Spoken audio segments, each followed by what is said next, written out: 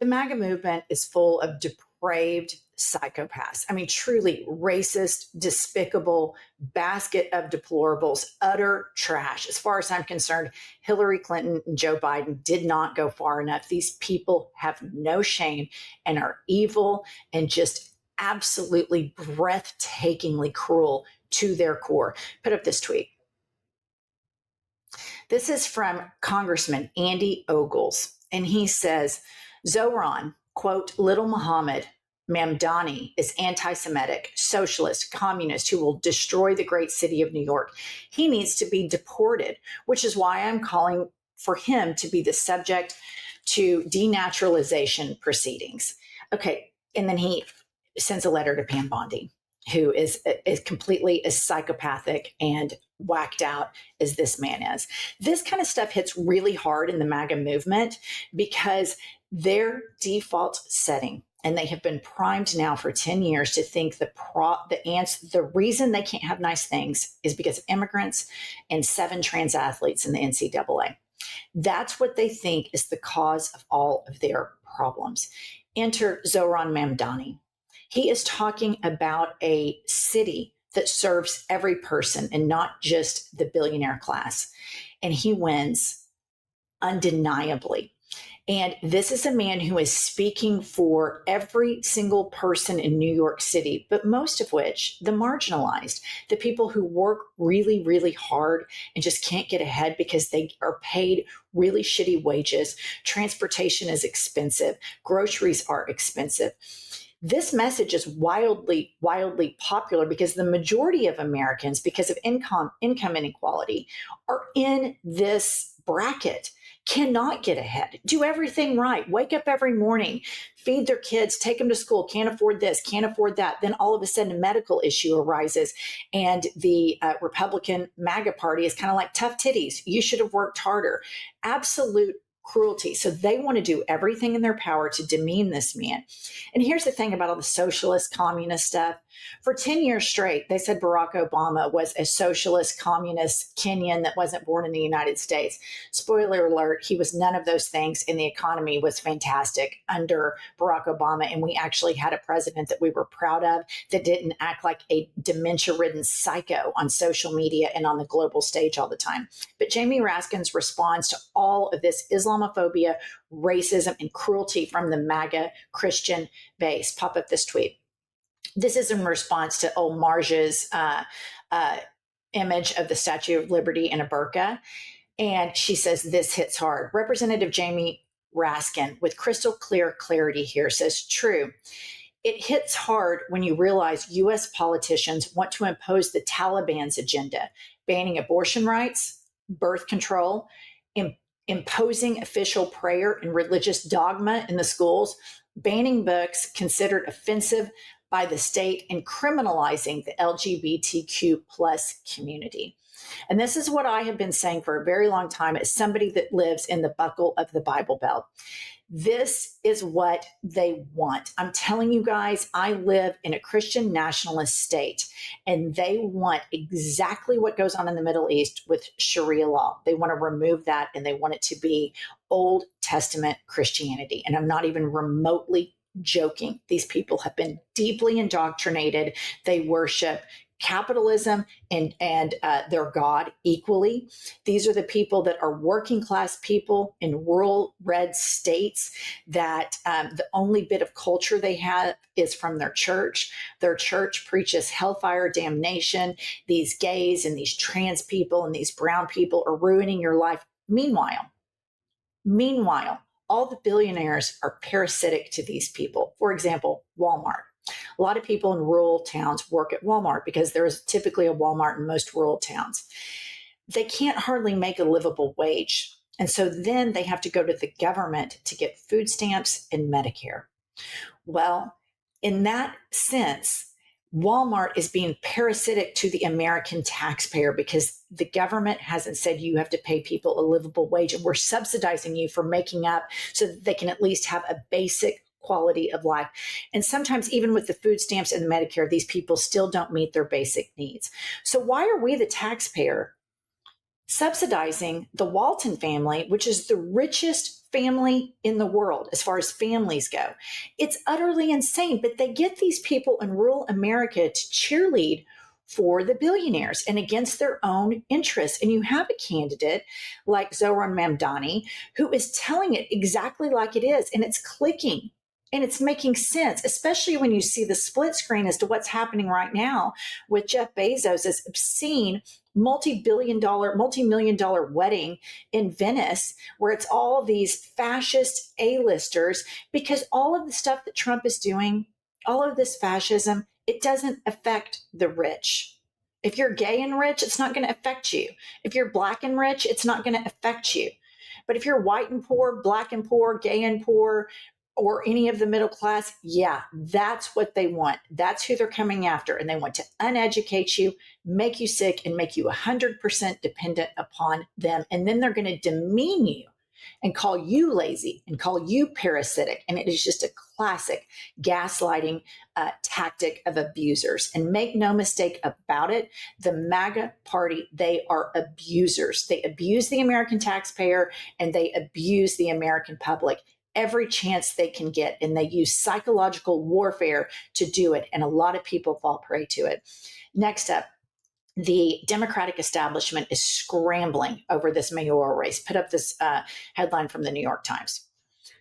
Spooked by Zohran Mamdani's success in New York's Democratic mayoral primary, business leaders met with Mayor Eric Adams to discuss how to stop his rise. So this is wild to me, you guys. You have the business leaders who have personally benefited from the working class of New York. The business leaders are so arrogant. They say, we are the people that make New York City run. And I'm in New York right now. I come up here a couple of times a month for work. I ride the subway every time I go. You don't see Wall Street bros on the subway. You see the working class, all different colors, all different languages, all different styles of dress. And it's very empowering to ride the subway with a lot of different people, all going to their jobs or to their families or to their life. And you see the real essence of New York City. Those are the people that get left behind. Those are the people that get psychologically manipulated by the billionaire class to vote against their interests. And New Yorkers have had it. The income inequality is exactly what Bernie Sanders said. Exactly what he said has happened. And New York has spoken. And right now, the Democratic Party, in my opinion, is on a precipice. They can either continue to run to the center, like Hillary Clinton did in 2016, and she got her ass beat by a despicable, lying, adjudicated rapist, convicted felon, Donald Trump. Or she can run, or the Democrats can run to the center like Kamala Harris did, who I believe is a true progressive, but the Democratic establishment came in and told her, no, trot around with Liz Cheney, talk about this. And she didn't take a full force economic message to the American public like Bernie Sanders does, like AOC does, like this mayoral candidate who just won the Democratic primary and it wasn't even close. Or they can actually listen to the base. They can look at where the base goes. When Bernie and AOC have a rally, tens of thousands of people show up. Democrats try to put a centrist out somewhere for a march and see how many people follow behind them. It's not going to be that many people, because when you try to get everybody to like you, nobody likes you. You're milk toast. You have to believe in something. And the message of economic equality is not radical. It's putting guardrails on unregulated capitalism is not radical. The centrist Democrats in Europe would be far right conservatives. Our system, our economic system is untenable for the masses, and everybody is catching on. All right, next up, we have a video of Laura Ingraham on Fox News calling for the rich in New York to save themselves. And I'm not even kidding. Play the clip. So unless rich New Yorkers band together, donate a lot of money, and create a groundswell for a viable alternative to Mamdani, another great American city is going to swirl down the drain. And when it does, the rest of us should not be on the hook to bail it out. This is their decision. This is their choice. Yeah, rich New Yorkers, you better save yourselves. I mean, that is just utterly insane. But I want to give you guys an example of how this gets covered in the news. Of course, Laura Ingraham is fear mongering. But CBS News, that leans slightly left, reported this as following. Andrew Cuomo concedes New York City Democratic mayoral primary as Zohran Mamdani claims victory. 9 News reports it as the following. This is their lead. Who is the Uganda born Muslim set to become New York's next mayor? And as you can see, the fear mongering is just peppered into that lead. And it's just unbelievable how much the media can play a role in xenophobia, in Islamophobia, and in fear mongering. And how I know this is because every morning when I prepare for these episodes for you guys, I go to Ground News. Ground News Vantage Plan, I use it every single day. It tells you if the publicist leans left, leans right. It even tells you how much fact is in the article. And I think we all have agency over how we get our news, especially in this fascist regime. It's so important that we are all good citizens and we get accurate news. That's why I want you to join us by going to groundnews.com/IHIP to get 40% off the Ground News Vantage Plan that I use every single day. They're subscriber funded and female founded. And by subscribing, you're not only getting a tool we all need today, you're also supporting our work. That's Ground, GROUND, news.com/IHIP. And that link is right below in the show notes or the pinned comment for you YouTubers. Okay, next up, we have another Fox video, and sometimes the truth slips out on Fox. And this is Fox polling on Trump's big, ugly bill, which is a complete parasite to the working class Americans who vote for this ridiculous evil party. Play the clip. Show this. We got a whole bunch of polls that show this thing is not popular. I'm not talking about the farm part specifically. I'm talking about the Fox News poll shows that it's under 40% approval. When you look at the Quinnipiac poll, the Pew Research poll, these are all showing that few people favor this thing. 38% favor on the Fox poll. When it comes to the other ones, you can look at the Quinnipiac poll. That one has 53% opposing it, only 27. Okay. So you get the idea here. And this is where the Democratic establishment, the DNC, every sitting Democratic politician needs to look at 2 things at the same time. This polling on this bill that is a complete parasitic attack on working class Americans and the mayoral results in New York. The base, and I think everyday Americans will jump on board with an economic message that services everyone and quits favoring billionaires to not pay taxes. It's just not that radical. It just isn't.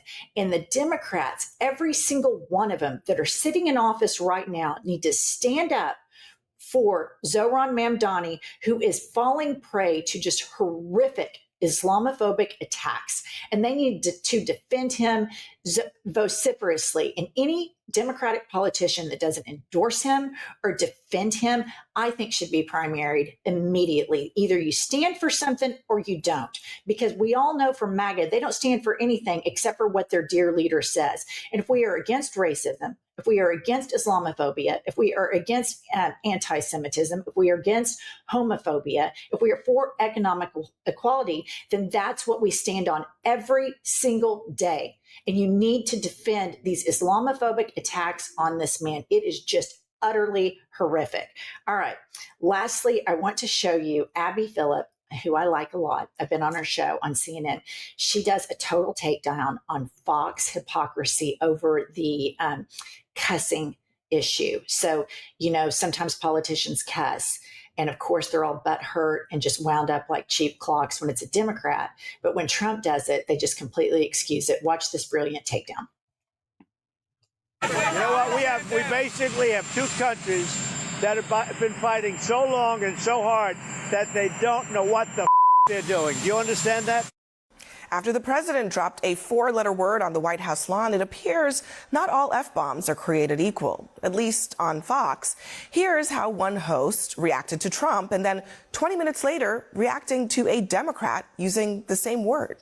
The president feeling very frustrated this morning and using some salty language as he lashed out at both countries, accusing them of violating the agreement that he hopes will lead to peace in the region. I was particularly repulsed by Rep. Jasmine Crockett's comments, where she said, I'm the one that's supposed to make the effing decision on bombing Iran. First of all, it's a pretty foul mouth of her for someone that went to a tidy little all-girls Catholic school. In fact, it seems there's a lot of pearl clutching over at Fox whenever the swearing is done by liberals. I don't understand all the Democrats cursing. I find it very unpersuasive and undignified. They've got expensive education, some of them. Why are they out of words? I'm confounded by the fact that they've got to cuss. When you swear repeatedly like that, that doesn't equal passion. It equals disrespect. Now they think cursing like drunken sailors will somehow make the American people like them again. Look, to me, the Democrats are like a bunch of potty-mouthed kids. But when Donald Trump does it, zero Fox given.